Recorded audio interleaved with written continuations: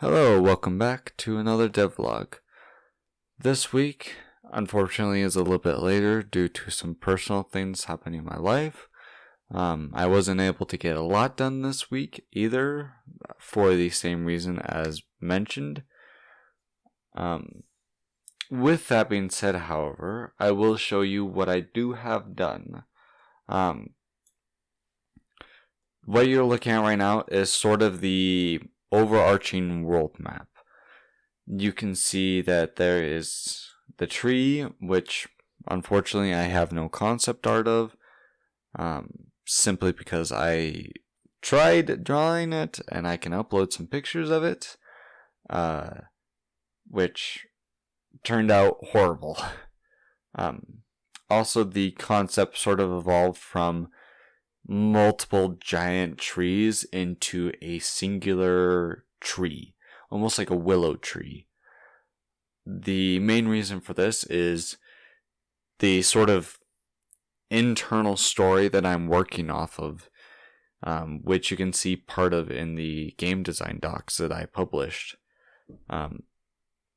You can see part of that sort of revolves around the fact that there was a civilization here prior and they died off. Well, one of the things that they did before they died off was they tried to go from place to place to place to see how well they could survive. I want to say they started off in the poison fog area. They went over to the geysers. The poison fog, the reason they had to move out was the fog just started coming in and wiping everyone out. It was too dangerous for any of them to live. They went over to the geysers, which, now that I think about it, should be a little bit more like a mountainous area, possibly. But if you look at places like Yellowstone, most of their geysers are pretty much just on flat ground.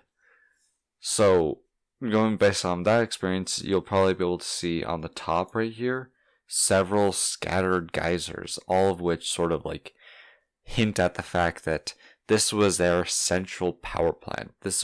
They were using geothermal energy this entire time to sustain their one civilization, or at least this central civilization that we're going to be exploring. So they go over to the geysers.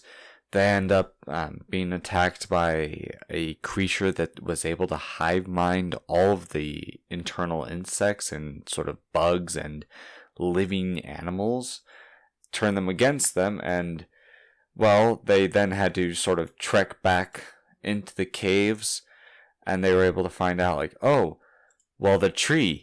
Obviously, we go into the tree. We go from the geyser to the caves. And then they try to make their way up into the tree. And as they're going up into the tree, they realize, oh, this is a lot more docile. This is a lot more friendly. This is a lot more, like, survivable. This is the place where they start sort of settle down. They almost cooperate with the wildlife that it starts to inhabit this tree, due to sort of the entire planet becoming corrupted with like this fog, or this sort of, essentially this fog corrupts everything and anything that it touches. Whether or not you'll find the source of it, probably, definitely. Otherwise, it wouldn't be a mystery. Then they go up into the tree. They realize, oh, this is a safe place that we can live. And you'll see, unfortunately, you won't be able to go to it just yet because this is in Metroidvania. You're supposed to be teased.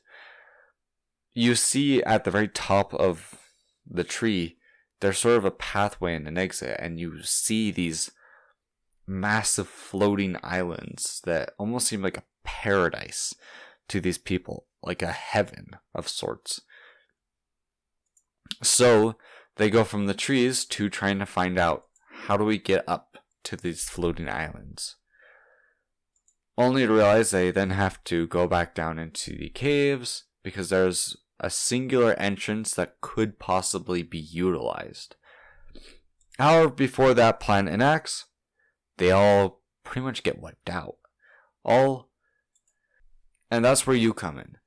You come in at the tree, because the beginning of the story, you crash land into sort of the outer layer of the tree, like a branch almost. And you can see everything from the very beginning, from the geysers to the floating islands.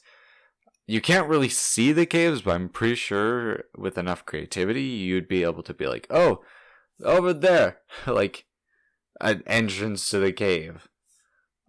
You'd also be able to see sort of their main civilization directly underneath you. Now, granted, if you try to jump off, well, you're going to die, but that's only from this spot, and I don't plan on anyone going back here, so I made this in sort of the most unique spot that I can possibly think of. Saying like, oh, since no one's going to come back here, I'm pretty much not going to reuse any of these assets. Why not make it the most unique?